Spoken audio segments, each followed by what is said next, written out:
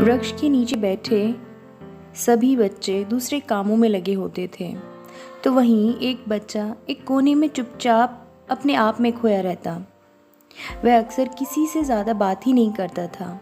आश्रम की सभी जिम्मेवारियां पूरी करने के बाद जहाँ सभी बच्चे पूरे दिन की घटनाओं की चर्चा करने लगते, तो वह शांत रहने वाला बच्चा एक बरगद के पेड़ के नीचे बैठकर ध्यान करने लगता।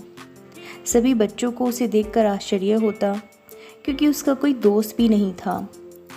वह आश्रम में अकेले ही घूमता रहता। यह देखकर उसके गुरु को बड़ी प्रसन्नता होती थी।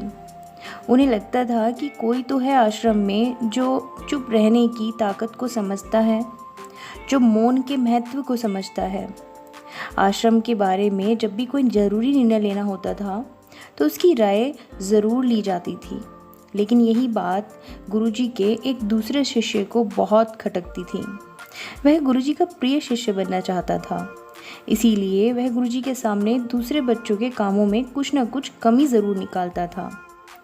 इससे गुरुजी उसे महान समझने लगे। अक्सर वह अपनी जिम्मेवारियां पूरी तरह से निभाने का दिखावा करता। जैसे कभी उससे कोई सलाह नहीं भी मांगी जाती तो फिर भी वह अपनी सलाह देता। वह बहुत वाचाल शिष्य था।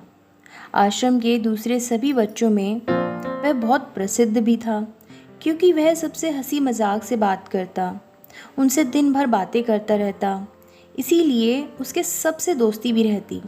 लेकिन जब आश्रम के गुरु उसकी राय लेकर दूसरे बच्चे की राय लेते थे, यह बात उसे खटकती थी। उसे लगता था कि वह दूसरे बच्चे से ज़्यादा बुद्धिमान है, लेकिन गुरुजी फिर भी उसकी तरफदारी करते हैं। ऐसा नहीं था कि गुरुजी को शिष्य के स्वभाव के बारे में नहीं पता था, लेकिन गुरुजी उसे अपने तरीके से सीख देना चाहते थे, ताकि उसकी ये जो ज़्यादा बोलने की आदत है ना, ये जो ज़्यादा दिखावा करने की आदत है, दूसरों में कमी निकालने की जो उसकी आदत है, वो ख़त्म हो जाए और वह मौन रहकर ध्यान की गहराइयों को छू पाए। असल में हर सच्चे गुरु की यही इच्छा होती है। वह किसी तरीके से उस वाचाल शिष्य को एहसास कराना चाहते हैं कि चुप रहने से ही उसका जीवन सही हो सकता है और वह सत्य को जान सकता है। एक दिन गुरुजी ने कोई तरीका सोचा। उन्होंने आश्रम के सभी बच्चों को अपने पास बुलाया और कहा कि मैं तुम सभी को दो दो हिस्सों में बांटकर अलग अलग गांव में भिक्षा मांगने के लिए भेज रहा हूँ। जो भी ज़्यादा भिक्षा लेकर आएगा उनको मैं आश्रम की सभी जिम्मेवारियां निभाने का मौका दूंगा और 2 बच्चों को एक साथ भेजूंगा। अपनी बात जारी करते हुए गुरु ने कहा कि भिक्षा मांगने से हमारा अहंकार खत्म होता है, इसीलिए हर चीज़ से पूरे मन से भिक्षा मांगे। कोई भी इस काम को औपचारिकता में न ले, और ना तो वह अपने जीवन का बहुत बड़ा ज्ञान उनको देंगे। आश्रम के गुरुजी ने जानबूझकर उस वाचाल शिष्य और चुप रहने वाले शिष्य की जोड़ी बना दी। वाचाल शिष्य के मन में सिर्फ एक ही बात खटक रही थी।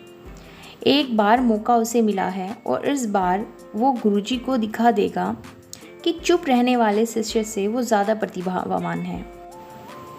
अब दोनों शिष्यों में आपस में सहमति से निर्णय लिया गया कि दोनों गांव के अलग अलग कोनों से भिक्षा मांगना शुरू करेंगे, ताकि भिक्षा मांगने का जो कार्य है वो जल्दी खत्म हो सके। चुप रहने वाले शिष्य ने गांव में जाकर द्वार पर जाता और अपने हाथ जोड़कर अपने भिक्षा के पात्र को सामने रख देता। उसके चेहरे पर सादगी थी, उसकी आंखों में एकांत था, तो भिक्षा देने वाला उस पर मोहित हो जाता और उसे भिक्षा दे देता। वहीं दूसरी ओर वाचाल्य शिष्य जब किसी के द्वार पर जाता तो उन लोगों को कुछ न कुछ ज्ञान देने लगता, जिससे ज़्यादातर लोग उसे बिना भिक्षा दिए ही लौटा देते। पूरे गांव में भिक्षा मांगकर जब दोनों गांव के बीच में मिले तो चुप रहने वाले शिष्य के पास उस वाचाल से 2 गुनी भिक्षा थी। यह देखकर उसके मन ही मन बहुत चोट पहुंची। लेकिन जब दोनों का सामान लेकर आश्रम की तरफ जा ही रहे थे, तब वाचाल शिष्य ने चुप रहने वाले शिष्य से कहा कि हमारे गुरुजी ने हम दोनों को एक साथ भिक्षा लाने के लिए कहा था। चुप रहने वाले शिष्य ने बिना कुछ बोले अपनी सारी भिक्षा उसके पात्र में डाल दी। अब वह मन ही मन बहुत खुश हुआ कि गुरुजी को क्या पता कि हम में से ज़्यादा भिक्षा जो है वो किसे मिली है। उसे लगा कि गुरुजी मुझे इससे कम प्रतिभावान समझेंगे, इसीलिए उसने ये तरकीब निकाली कि उसने उससे कहा कि तुम अपनी भी जो ये भिक्षा है ये मेरे थैले में डाल दो। अब सभी शिष्यों के आने के बाद संध्या के समय जब सभी से भिक्षा ली गई तो इन दोनों शिष्यों की जो भिक्षा थी उसकी अपेक्षा सभी की भिक्षा बहुत कम थी और उनकी भिक्षा सबसे ज़्यादा थी। गुरुजी ने इन दोनों का अभिवादन करते हुए आश्रम के सभी बच्चों के सामने उनकी पीठ थपथपाई, उन्हें मुबारकबाद भी दी और कहा कि मैं आश्रम का कार्यभार तुम दोनों को तो नहीं दे सकता, इससे आपसी मतभेद होने का खतरा रहता है, इसीलिए तुम में से जो ज़्यादा भिक्षा लेकर आया है आश्रम की जिम्मेवारी मैं उसे ही सौंपूंगा। उन्होंने उनसे पूछा कि तुम में से ज़्यादा भिक्षा लेकर कौन आया है। तब वाचाल शिष्य ने कहा कि गुरुजी मैं इससे दुगनी भिक्षा लेकर आया था, लेकिन मुझसे एक गलती हो गई कि मुझे यह पता नहीं था कि आप इस तरह से निर्णय लेंगे, इसीलिए मैंने एक ही थैले में हम दोनों की भिक्षा को डाल दिया। अगर मुझे पता होता तो मैं ऐसा ना करता। तब गुरुजी ने उस कम बोलने वाले शिष्य से पूछा कि तुम दोनों में से ज़्यादा भिक्षा किसके पास थी। तब उसने कहा कि गुरुजी दोगुनी भिक्षा दरअसल में मेरे पास थी, मैं ज़्यादा भिक्षा मांगकर लेके आया था। ये उल्टा बोल रहा है, लेकिन मेरे पास ऐसा कोई प्रमाण, ऐसा कोई तथ्य नहीं है जिससे मैं ये सिद्ध कर पाऊँ कि मैं इससे दोगुनी भिक्षा लेकर आया था। इसी ने मुझे कहा था कि हम अपनी भिक्षा को एक ही थैले में डाल लेते हैं। अब आश्रम की दूसरी तरफ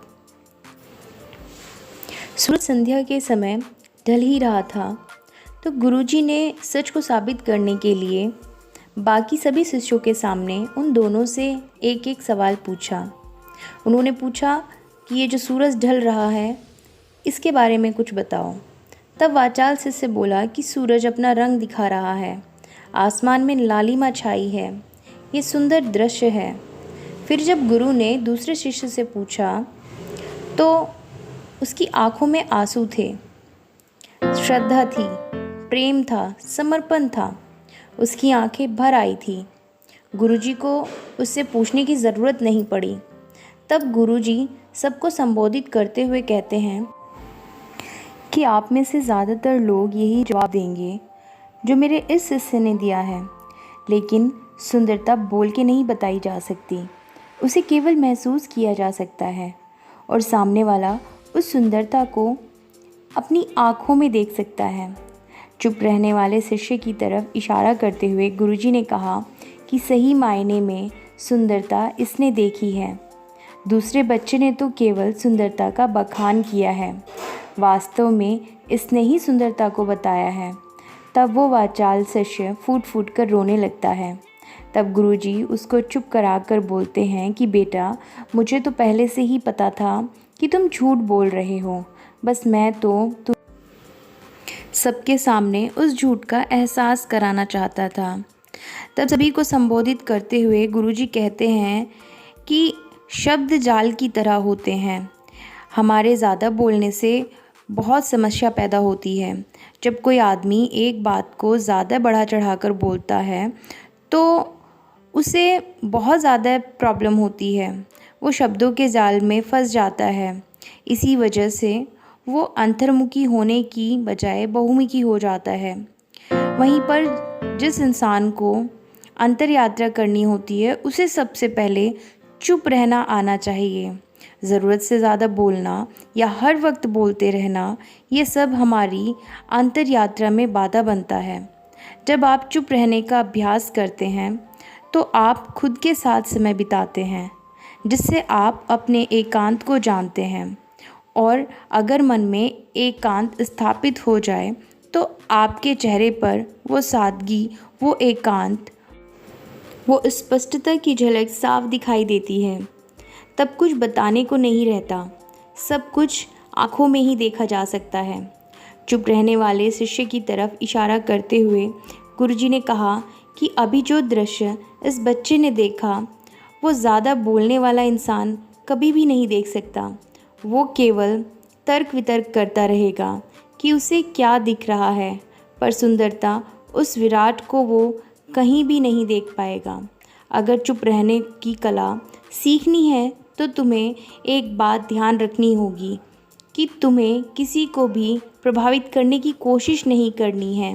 ज़्यादातर लोग इसी वजह से ज़्यादा बोलते हैं कि वो दूसरों को प्रभावित करना चाहते हैं, और ऐसा करने के लिए वो अपने शब्दों के जाल में खुद ही फंस जाते हैं और धीरे धीरे ये उनकी आदत बन जाती है।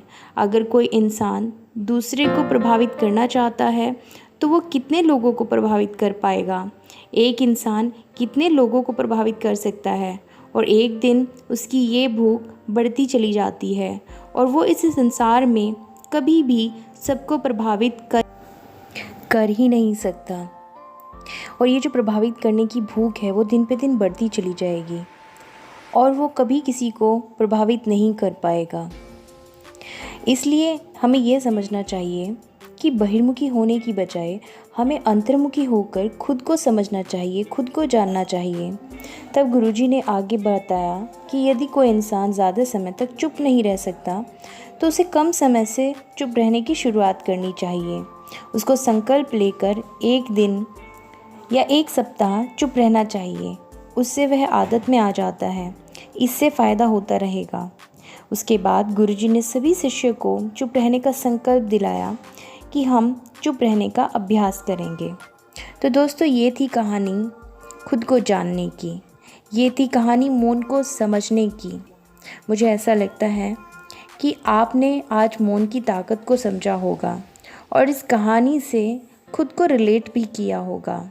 अगर मेरी कहानी आपको पसंद आई है तो मेरे चैनल प्रीति चौधरी वॉइस को सब्सक्राइब करना ना भूलें और इस वीडियो को लाइक और शेयर भी करें। Thank you.